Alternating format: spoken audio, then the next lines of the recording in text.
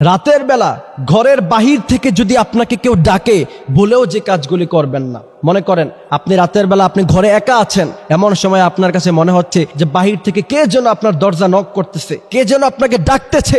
এমন পরিস্থিতির মধ্যে যদি পড়েন, মনে রাখবেন এই তিনটি কাজ কখনো করবেন না। যদি করেন মনে রাখবেন আপনার সেখানেই মৃত্যু হয়ে যেতে পারে। এমন অনেক সময় হয়, আমাদের দাদি নানিদের থেকে শুনতাম যে রাতের বেলায় জিন শয়তান বাহির থেকে ডাকতো, মানুষের কণ্ঠ নকল করে। জিনেদের কণ্ঠটা কিন্তু একটু চিকন হয়, মানুষের মতো করে হয় না। তারপরে হঠাৎ করে আপনাকে ডাক দিছে, মনে করেন আপনার বন্ধু আব্দুর রহিম, তার কণ্ঠটা আপনি চিনেন, যেমন আমার পরিচিত একান্ত পরিচিত যারা, তাদের কণ্ঠটা আমি চিনি, অথবা তারা আমার কণ্ঠটা চিনে। এখন তারা যদি আমার বাসার বাহিরে থেকে এসে আমাকে যদি ডাক দেয় রাতের 2টা বাজে অথবা রাতের অন্ধকারে, তখন আমি কিন্তু সাধারণত দরজা খুলে দিব। কিন্তু মনে রাখবেন রাসূল করিম সাল্লাল্লাহু আলাইহি ওয়াসাল্লাম বলেছেন, যদি রাতের অন্ধকারে বাহির থেকে কেউ ডাকে তাহলে প্রথম নাম্বার ডাকে তুমি খুলবা না, অপেক্ষা করবা যে দ্বিতীয়বার ডাকে কিনা। দ্বিতীয়বার ডেকেছে তাও দরজা খুলবা না, অপেক্ষা করবা যে তৃতীয়বার ডাকে কিনা। যদি তৃতীয়বার ডাকে তাহলে আপনি দরজা খুলতে পারেন। সেক্ষেত্রে রাসূল করিম সাল্লাল্লাহু আলাইহি ওয়াসাল্লাম বলেছেন, কারো ঘরের সামনে গিয়ে প্রথমবার ডাকবা, দ্বিতীয়বার ডাকবা,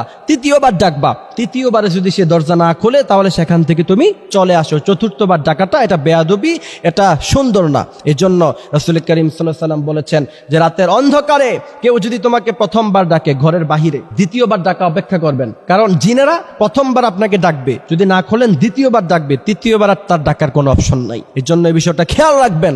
অনেক সময় শহরেও কিন্তু এগুলি হয়ে থাকে, রাতের বেলা কে যেন বাহির থেকে ডাকছে, আপনার বন্ধুর বেশ ধরে এসে আপনাকে ক্ষতি করতে পারে।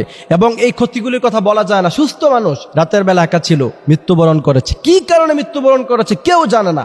এমন হতে পারে যে রাতের বেলা তাকে কোনো জিন শয়তান তাকে আক্রমণ করেছে, কিন্তু জিন শয়তান আপনার ঘরে এসে আক্রমণ করতে পারবে না যদি আপনার ঘরটাকে আপনি বন্ধ করে রাখতে পারেন। দ্বিতীয় নাম্বার, যদি বাহির থেকে কেউ ডাকে, যে আপনার বাহির থেকে কেউ ডাকতেছে, মনে করেন একবার 2বার ডাকছে, এখন আপনার যাইতে হবে, যদি আপনার কাছে প্রয়োজন বোধ মনে হয় ঘর থেকে বের হতে হবে, তাহলে যেই ভুলটা কখনো করবেন না সেটা হচ্ছে শরীর বন্ধ করা ছাড়া কখনো যাবেন না। শরীর বন্ধ কিভাবে করবেন আমি প্রথমে শিখিয়ে দেই। প্রথমে আয়াতুল কুরসি পড়বেন, আল্লাহু লা ইলাহা ইল্লা হুয়াল হাইয়ুল কাইয়্যুম লা তাখুযুহু সিনাতু ওয়া লা নাওম লাহু মা ফিস সামাওয়াতি ওয়া মা ফিল আরদ। পুরোটা আয়াতুল কুরসি পড়বেন। আমি তো মাত্র 3টা আয়াত বললাম। পুরোটা আয়াতুল কুরসি পড়ার পরে শরীরটাকে বন্ধ করবেন। তারপরে দ্বিতীয় নাম্বার, আপনি আউযু বিল্লাহি মিনাশ শাইতানির রাজিম বিসমিল্লাহির রহমানির রহিম, এটার সাথে 4 কুল পড়বেন, সূরা কাফিরুন, সূরা ইখলাস, সূরাতুল ফালাক, সূরাতুন নাস। এই 4 কুল পড়ে শরীর বন্ধ করবেন। তারপর আপনি দরজা খুলে বাইরে যেতে পারেন, এটাতে কোনো সমস্যা নাই। তৃতীয় নাম্বার, যদি আপনাকে ঘরের বাইরে যেতেই হয়, কারো ডাকে যদি সাড়া দিতেই হয়,